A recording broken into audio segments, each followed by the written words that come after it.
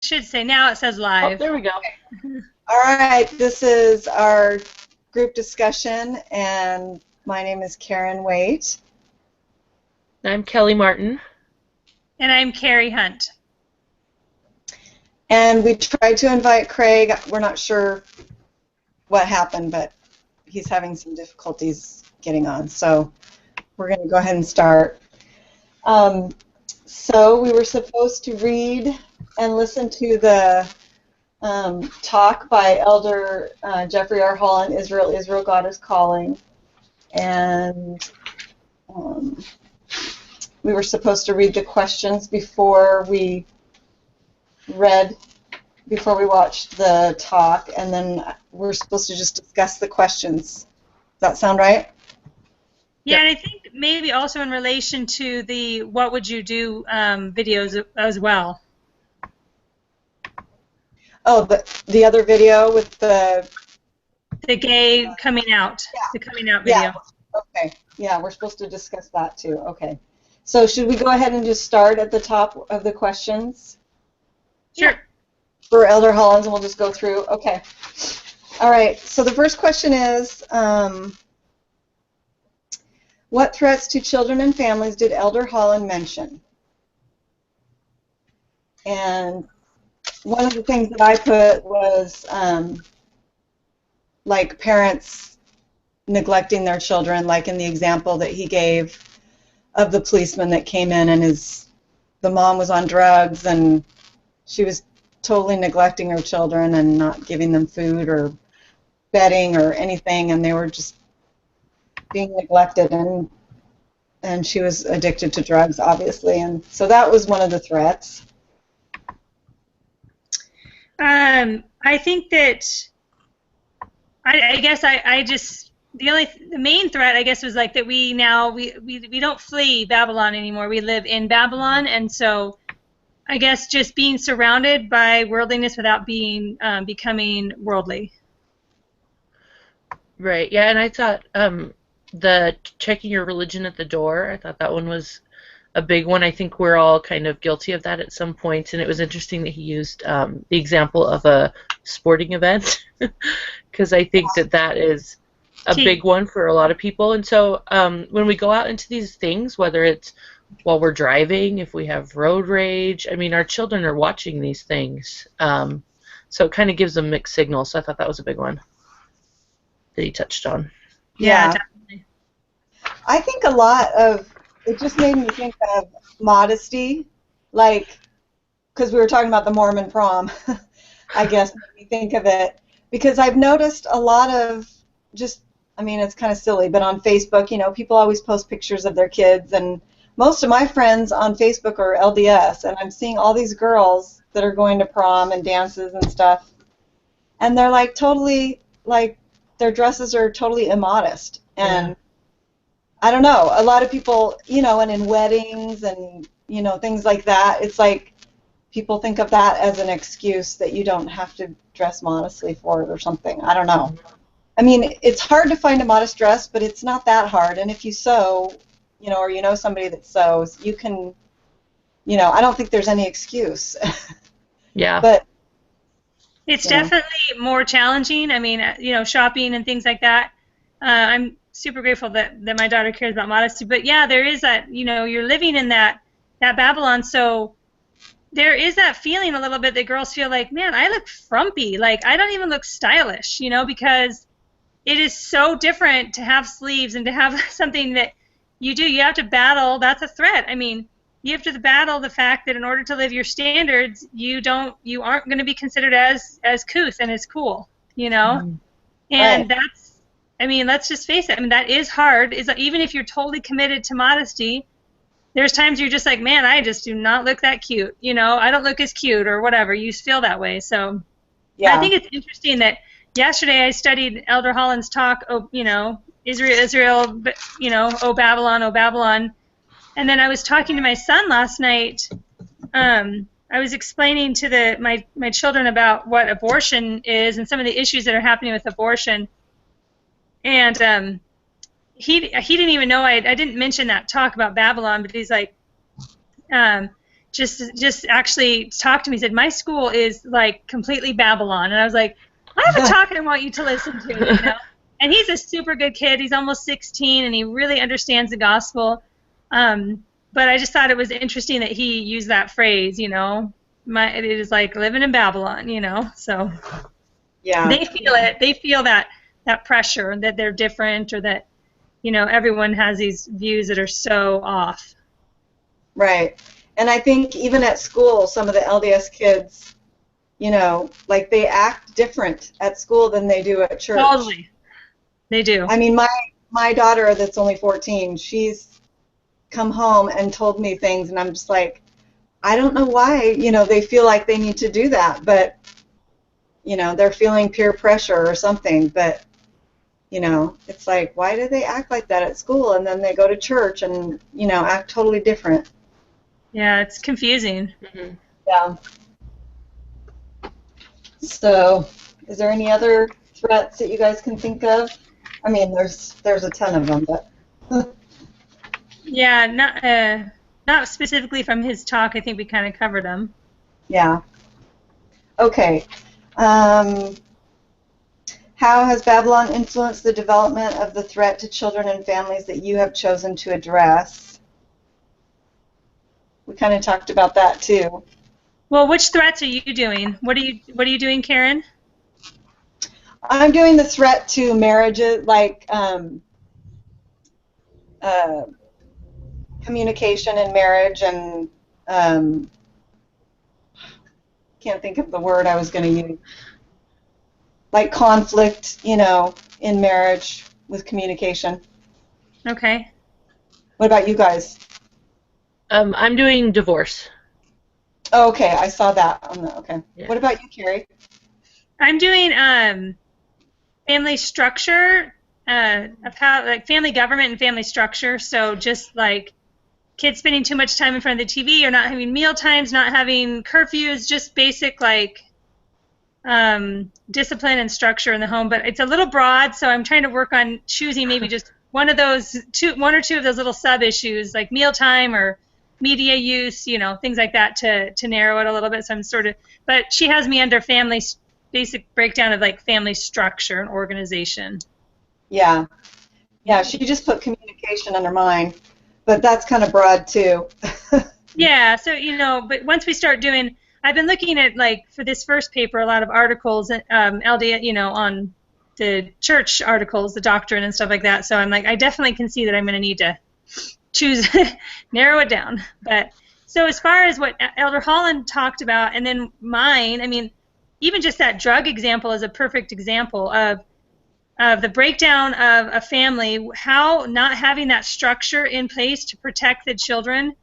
Obviously, those children didn't have anyone giving them a bedtime, feeding them, putting a meal on the table for them, getting them dressed, bathed, teaching them anything, any sort of leadership as the parents, you know, taking the children as their responsibility and being a true leader and having that structure in the home. So that's, to me, that's a really big threat. Okay. What about you, Kelly? What's worse? Mine, as far as like what Elder Holland talks about, I chose divorce because I have firsthand knowledge of it. Mm-hmm. And so one thing that really hit me was, well, it was number 1 and number 2 in the lessons he talked about not checking your religion at the door and not judging people. And I think when something like that happens, because mine is kind of the after effects of divorce, how it affects children and, you know, kind of the people that are left behind. And it's really important not to judge, you know, in my case, my husband left, and not to judge them, because that's not my job, you know, is to judge them. And to not check your religion at the door. You know, you still have to live your religion and be faithful, and, you know, all those kinds of things. Don't talk bad about them in front of your kids, or even with other people. You know, there's quite a few single moms in my ward, and I work in the primary, and we all happen to be in the primary. And, you know, not to get together and just kind of have it become like this big bashing session. Yeah. You know? But I think, like, what a good way to relate. I would never have related what Elder Holland said about checking your religion at your door to, like, your family relationships or even the position you're in. I think that's really inspired. Yeah. Yeah, so I think that's important, and it's just, I mean, it like blew up our whole lives, but we still, live our religion. We follow the commandments. We keep our covenants. We go to church. You keep doing all that stuff, and Yeah. so I think So it's I have a important not to question for just. you then, Kelly, because yours kind of relates to mine because I'm a huge believer that a mother can still do a really good job on the structure and the disciplining and, it's harder obviously. So what have been maybe just like in, obviously this is a discussion for another time, but how challenging has it been to you to maintain family government and structure as a single mom? Um, like the structure, I was always the one who I was very. Our kids had like what is it called? Schedules, pretty strict schedules, Yeah. pretty strict bedtime. So we kind of stuck to that. But I mean, disciplining is brutal. Yeah. As my kids get older and there's bigger things happening, and I'm like, but I'm all by myself. So I mean, I've Googled things before. Yeah. Yeah. you know, I've talked to my parents about it. My sisters aren't married and don't have kids, so but Yeah. it's just kind of switching.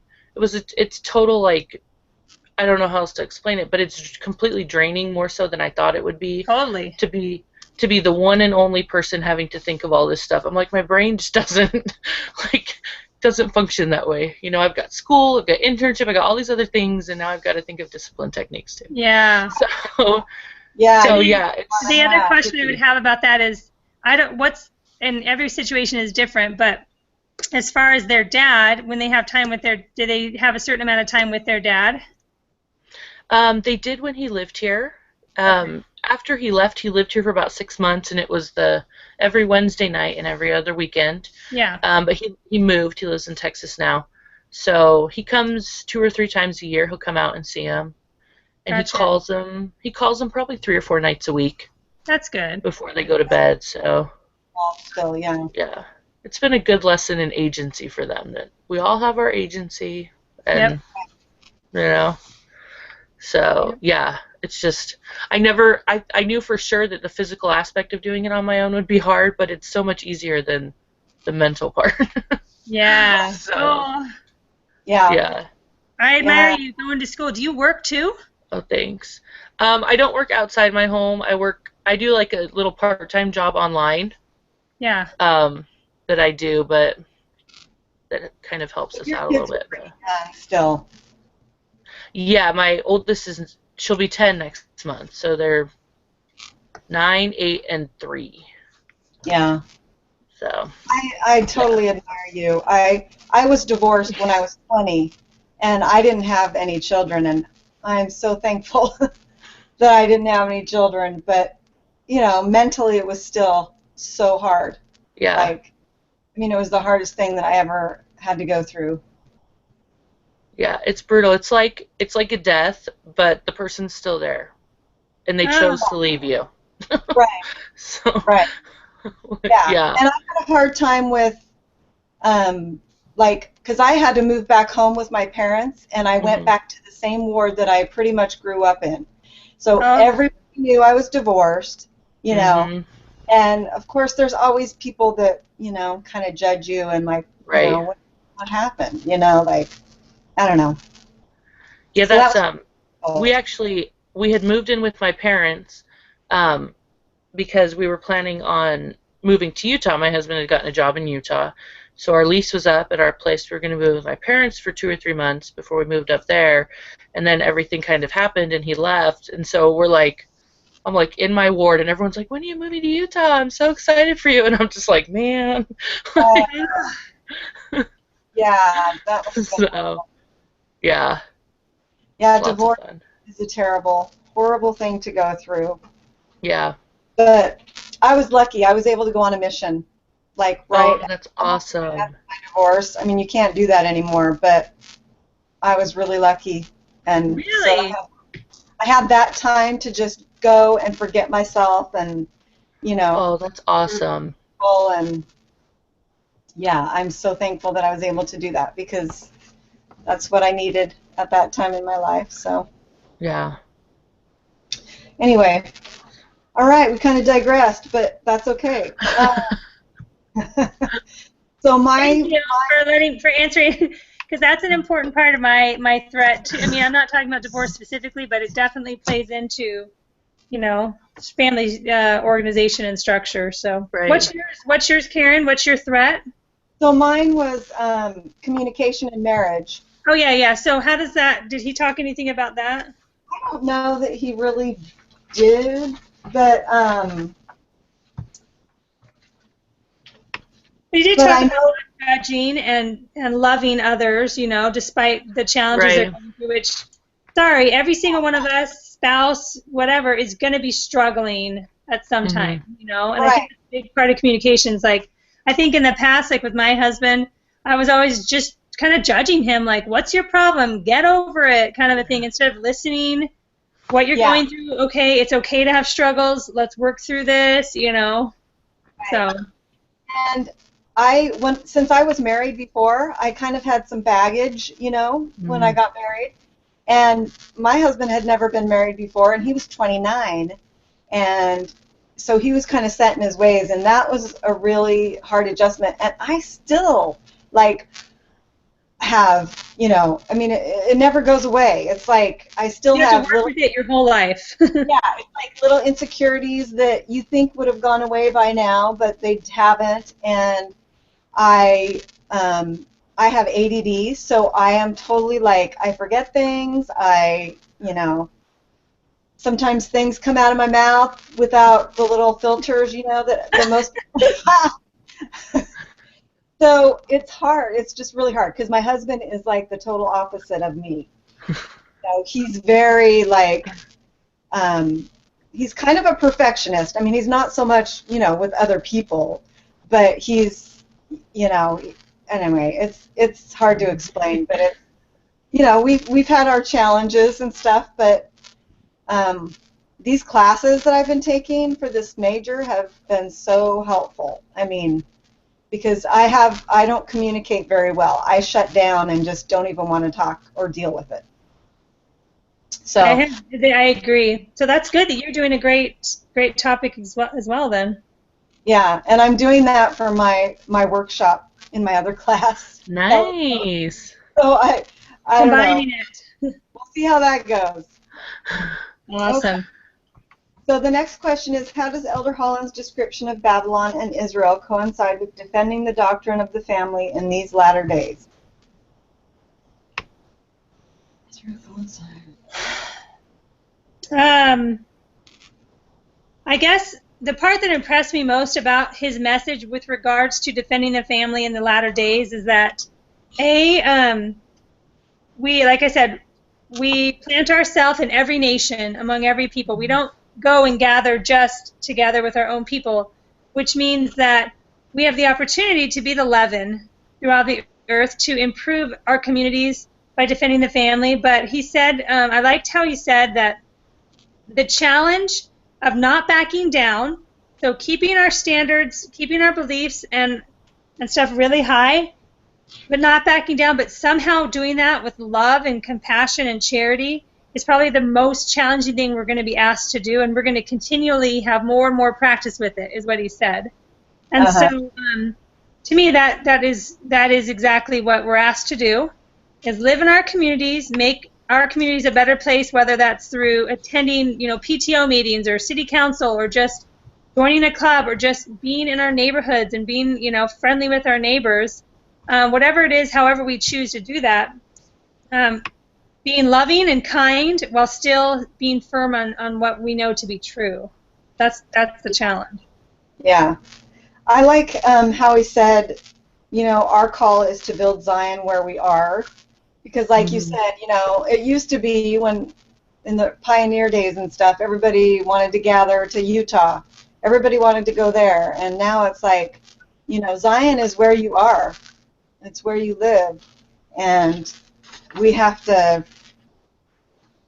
make where we are Zion. And we're, in some places we're surrounded. I mean, even if you live in Utah, you're still surrounded by, you know, a lot of threats and a lot of, things that you have to stand up for yourself. But Totally. Yeah, yeah, I really like that quote too. Um, But and I think it kind of goes along with what we read in Alma 46, which I thought was as I was reading Alma 46, I was like, wait a minute, this is exactly like where we live now. Totally. But Sin City. No, I'm just but kidding. yeah, but Babylon is all around us, no matter where we are. But I think it's up to us to help it become Zion. I mean, and I think like what you said, Carrie, about defending it with love and stuff. I think that's why I'm so hesitant lots of times to kind of get into these discussions with people because everything becomes personal and it's like I Yeah, just don't know what to say. But I I think Yeah. know. it's important. It's And important to learn how to do that. yeah, I start to get this feeling inside like this, Yeah.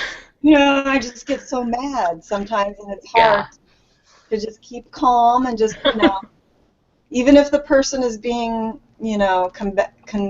is trying to argue with me or whatever. Yeah. Yeah, that's But hard.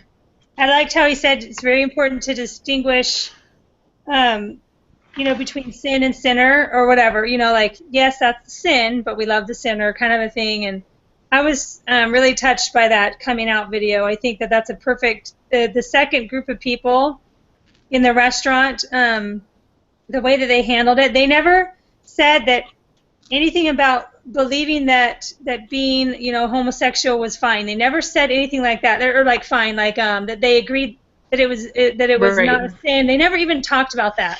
All they yeah, said, this is the person that he is, and the only responsibility I have is to love that person. And yeah, you can, when somebody asks you, you can say, yes, homosexual behavior, I don't believe that it's morally right. But at Hmm. that time, their responsibility is just to love and not treat Yeah. anyone horribly because of their sin or their actions or whatever. right. Hmm. Yeah, that video was like, it was totally not what I expected it was going to be. I don't know why at the beginning I thought it was going to be something totally different, but Yeah, me too. it And was, that's like checking your religion at the door. It's like, yeah, we're Christians and we're going to beat up on and we're going to demean and we're going to make somebody come to a point where they feel so unaccepted that they want to take their own life because they're gay. Like, how does that make any sense? Yeah. yeah, and his dad was like totally starting to do that. Hmm. Like Yeah.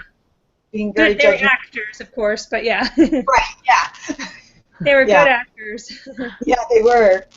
Um, okay, so the next question is, what characteristics and attributes did Elder Holland expound on that will make you, more effective family advocates? And we've kind of been talking about I that, think just we, I think we said it. and not Yeah. judging. Yeah, Well, I know, like he says, to be compassionate but loyal to the commandments also. So Yeah. yes, I thought that was good. yeah. And he I said, yes, we believe in moral agency for all, but we Hmm. don't believe that God is mute on these subjects. Hmm. So Yeah, yes, of course, we respect the moral agency of all, but to say that God doesn't care what you do, we can defend that. Hmm. And yes, you have your right. And we once you make that choice, that'll be your choice. But I will never stand here and say that God says all choices are equal because it's just not true. Right. And I like how he differentiates judgment because, so often, well, you're judging them. We're not supposed to judge people. And it's like, but no, we're supposed to make righteous judgments in Yes. life. And, so not, I forget what they call it. I remember that other article, like a final judgment. We don't make those, Oh, obviously, but intermediate judge. He called it yeah, intermediate judgment versus final judgment. yeah, But right. don't you find that in the church and elsewhere that this little don't be judgmental is the Hmm. catchphrase is used the wrong way quite often. I think that's sort of what you were Yeah. indicating, like, oh, you're evil because you're making. No, I'm not making a judgment. Like it's such a fine balance, and that term is used wrongly sometimes, and sometimes it's used correctly, but Yeah. claiming that because we have an opinion that we know that God believes this way that we're judging somebody, you know, no, we're not. Right. Yeah, We're I think making an that's intermediate often. judgment, or we're not even making the judgment. We're just restating revealed truth. Hmm. yeah. I think that's so huge in the world today. just, don't just accept everybody the way they are and don't Right. judge. And, Their you life know, doesn't affect your life, and yeah. yes, Yeah. Mhm. it's so prevalent. Yeah. Okay. According to what you have learned from Elder Holland's talk, what obligation, if any, do you have in a scenario like the one in the video? I think, we have an obligation just like to do what those people did and, you know, try to show compassion and love and, you know, like you said, our job is just to love that person and, you know, we can't judge them and we can't control what they're going to do. Right. And I think using that word judging again, I think it's important not to judge the father because this is something that he just learned. And, after a day, he might be completely fine. Yeah. Yeah. But, not judge the son, too. So kind of keep it equal for both of them. And maybe, tell them that this isn't necessarily the place where we talk about something like that. But, tell them both to give each other time, for the father to have time and the son to have time and just to Well, love didn't each you other. love that? Like these people who were in the audience, or sorry, in the restaurant, they weren't judging that dad really. Yeah. They were like, "No, dude, I get it. It was really hard." And Yeah. they were telling the son, "Be patient with your dad. Tell him you love him." Like they were giving him good advice at the same. I just thought they obviously, and it was so cool that they both had experience with it. Hmm. But they weren't judging the dad because they recognized, yeah, this is really hard. Right. Give yourself some time, and but I liked how they were going to offer that support for the son, who probably was at the most risk for maybe, some of the things that those people deal with. But yeah, that was really neat to watch. I just really Hmm. liked it. Yeah. Yeah, it was good. All right. If you were a customer at this restaurant and observed this father-son exchange, what principles or attributes did Elder Holland teach that should guide your response? I think, like we said, not judging and being compassionate to their situation. And so I think it was amazing that those people were there because they had direct knowledge, so they were empathetic and compassionate to what was happening in that Yeah, situation. yeah. And And oh, I go think ahead. it's realistic because a lot of us, Hmm. have experience with that. I mean, I have Yeah. a family member that's gay, Yeah. and, how many of us actually have experience with that? And, we've had to learn how to deal with it. And, I mean, we had to explain it to our kids, and, one of the first things that I explained to them was, we have to love him no matter what. Hmm. He's your grandpa. You can't judge, and we want him to be in your life, and Yeah, so I liked that. I guess doing it in the appropriate way. So there's a right way, I think, to make a difference in someone's life or to intervene in that situation. And I feel like the man who handed the boy the business card um, was doing it in the right way. Like he wasn't stepping over the bounds of the father, but he's like, if you need support, there is support.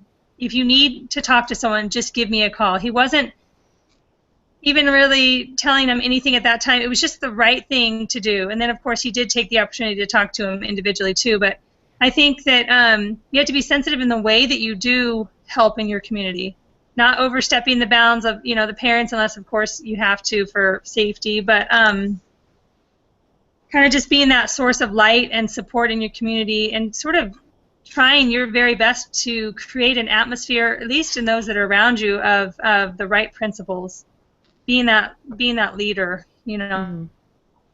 in situations with different friends or whatever, where you can feel like this is just even just random, not relating to it, but where you can feel the conversation isn't going very well. Either they're starting to husband bash or talk badly about someone, and I thankfully have always kind of been able to be like, all righty, Yeah. like moving on, let's or defend the person, because and that's just one small way to be a light, or if it's a community Facebook page that you have, so we have one in our community. I'm in a master plan community, and I've seen some of these posts get pretty nasty about, oh, this teenager was racing through my neighborhood and someone needs to tell that kid. And like other people have chimed in and said, listen, we can handle this in the appropriate way. So just being that voice of reason in your community, a voice of like peace and love, you know?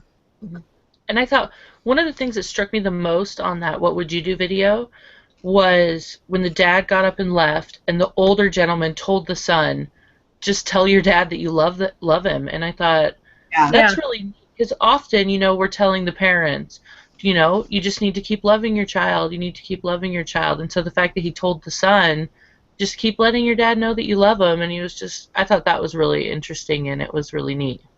And I thought that was good because he was the dad, so he probably knew that maybe a dad would feel betrayed by a son who chooses that lifestyle, or so there's some feelings that the dad's having. And I liked how he was just saying, if your dad knows that you love him, this is going to be easier for him to handle. Yeah, I thought that was really neat. And then just like that, both of those brothers and the dad were like, he's the best person I know, he's the best brother I know. Again, distinguishing the sin from the sinner. Like, this struggle, as we call it, a struggle, other people don't, but as we call it, this struggle, we can't judge, where it comes from, if it's from birth, if it's from Satan, if it's from community, social culture, if it's just a temptation. Like, we can't say that. The church hasn't even said exactly where, they're not going to claim where it comes from, but regardless of where the struggle comes from, like, I felt a lot of love and compassion for those two people they were talking about. Like, this is a great person. For whatever reason, we don't know, this is their struggle in life. And I'm like, I feel bad for them, like to have to go through with that, Yeah.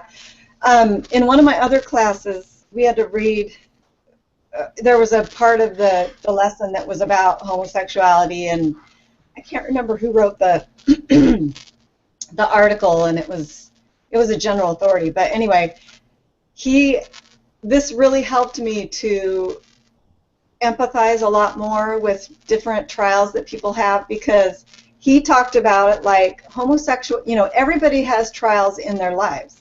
My trial is maybe that, I have ADD and I struggle with these different things that I have to deal with every day, and, somebody else might struggle with same-sex attraction. I mean, it's a trial, and it's something that we have to learn how to deal with in our life, and we have to learn how to deal with it hopefully in the right way. And anyway, I don't know, a light bulb just turned on, like, that's their trial, and it's going to be a really hard trial. It's going to be so difficult, but a lot of people have difficult trials, and they somehow make it through. The only thing I can see that's different is that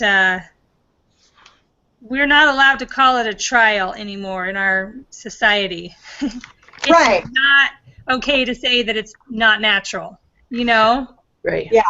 Well, and I felt like I was kind of saddened because they made Evergreen, which is an organization, like it's part. I felt kind of bad that they kind of made that sound like a crazy thing, like we're trying to cure people, which isn't what it is. I have a family member who is in that program, and because he has same-sex attraction, but he's chosen to still, remain true to the covenants that he's made, and it's a great program, and support for people. We're not trying to cure anybody. I didn't actually know what that was. I hadn't even heard of that. So is it a same-sex attraction? It's not trying to change people, or is it just trying to give them support? What is it doing? Yeah, it just is kind of like giving them support, and it's for other things too. It's not just for same-sex attraction. Right. And you can still, there are people kind of like how Karen was saying, and they struggle with this, but they choose not to act on it, I guess is the thing. And so you have to learn how to deal with that. Right.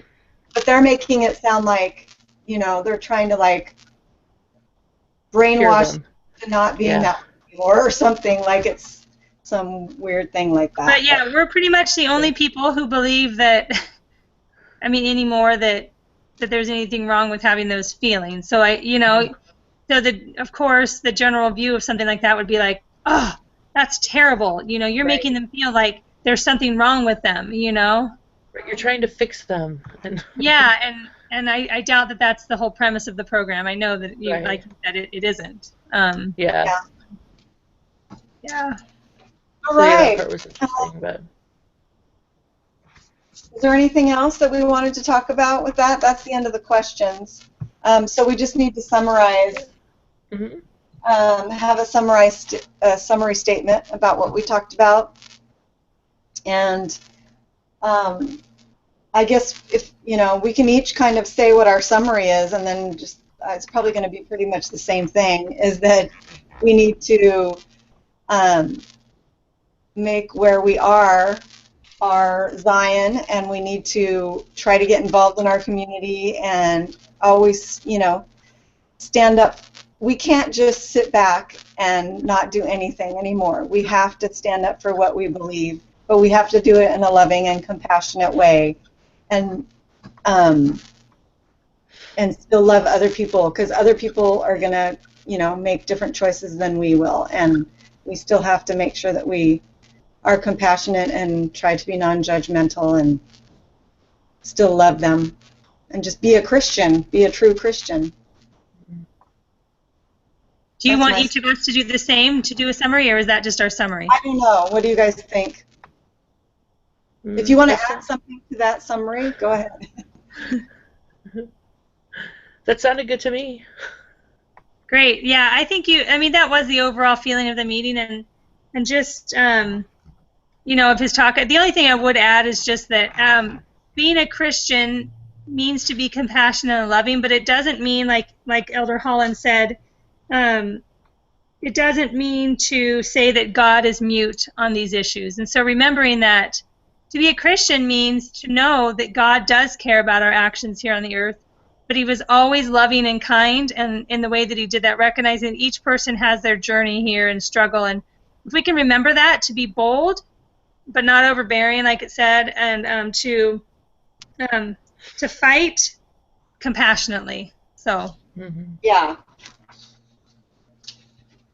Yeah. Was he the one that said something about defending your beliefs in a loving, compassionate way, but defend them? Like he emphasized that. I don't know if it was him or not, but. yeah, we read so much. I don't know either, but he did say fight compassionately, fight hard. So yeah, Yeah. awesome. Okay. Well, that was great. So I'm going to go ahead and stop it now.